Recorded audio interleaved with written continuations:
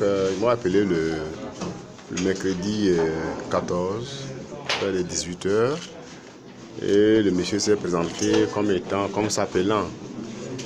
Maintenant j'ai dit Angrif Salam Ouedraogo et il a dit qu'il a été en France, il me connaît, je suis médecin, je suis gentil et que après cette formation, donc il était absent durant de longues années. Et qu'il est revenu donc à l'AICO et il a été élevé à un poste donc de directeur de service de restaurant donc de l'AICO. Donc c'est une promotion et que à tout moment je peux passer pour, en tout cas si je veux, en tout cas donc le service de l'AICO, donc passer à son nom, il va s'en occuper.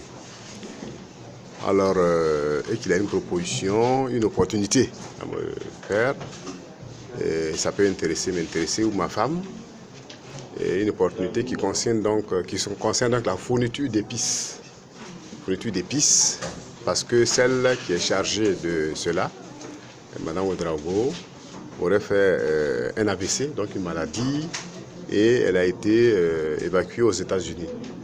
Pour ce faire, donc, il lui faut un fournisseur, Et que ceux qui ont pu voir les dossiers jusque-là, bon, ne sont pas concluants. Donc, il a pensé à moi, parce que je suis médecin, bon, il pense que...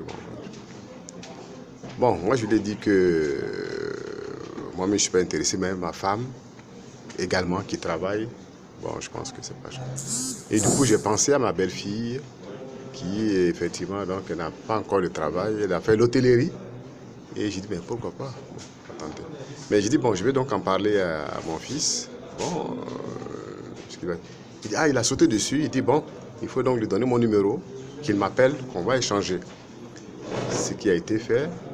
Et le tout s'est joué donc la journée suivante, donc le jeudi 15 octobre, exactement entre 7h pratiquement et 14h. Alors ils ont demandé successivement 500 000, 1 million, puis ensuite 2 100 000. Alors ce qui fait miroiter c'est quoi? Ils vont fournir donc des épices. Et que à l'horizon, ça peut atteindre donc 300 millions pour le semestre. Et que dès la signature du contrat, automatiquement le soir, bon, en tout cas, ils font donc un chèque donc, de 40%. Mon fils, bon, qui a échangé avec lui le jour-là, donc il allait, bon, en fait, ils ne se sont même pas vus. Tout s'est passé par téléphone entre mon fils et lui. Il a dirigé donc vers maintenant ses fournisseurs là ou intermédiaires, qui ont demandé progressivement ces sommes-là. Et bien sûr, mon fils s'est référé à moi et à ma femme. Et on a donné successivement 500 000 francs, et ensuite 1 million, et ensuite 2 100 000.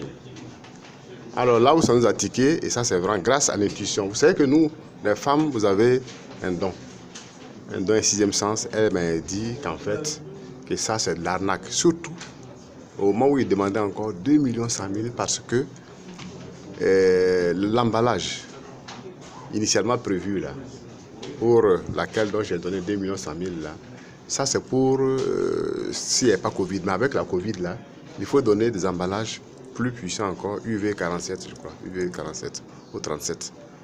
Et que ça fait aussi 2 100 000. Alors là, j'ai dit mon frère, j'ai pas dit mon frère, j'ai dit Monsieur Ouedraogo Salam, je tiens à ce que nous nous voyons physiquement. Parce que la procédure là, moi je ne comprends pas. Parce que pendant tout ce temps, le jeudi 15, moi j'étais occupé. Et c'est ainsi que, bon, dès que j'ai dit qu'on va se voir physiquement là, la communication s'est arrêtée jusqu'à là. Et il n'a plus pris le téléphone jusqu'à là. Et c'était la fin comme ça. Donc voici comment est-ce que le tonton, en tout cas, s'est fait avoir, malgré son âge. Ça veut dire que c'est vraiment des pros, mais vraiment c'est une utilisation d'intelligence à des fins négatifs. Et ça, c'est pas bien, c'est pas du travail. Ça, c'est le tonton qui donne donc des conseils maintenant.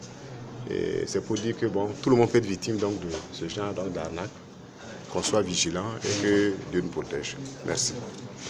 C'est mon épouse qui est là, qui a attiré mon attention et qui a été très vigilante grâce au sixième sens des femmes. Et les femmes, pour les écouter, elles ont un sixième sens. Merci beaucoup.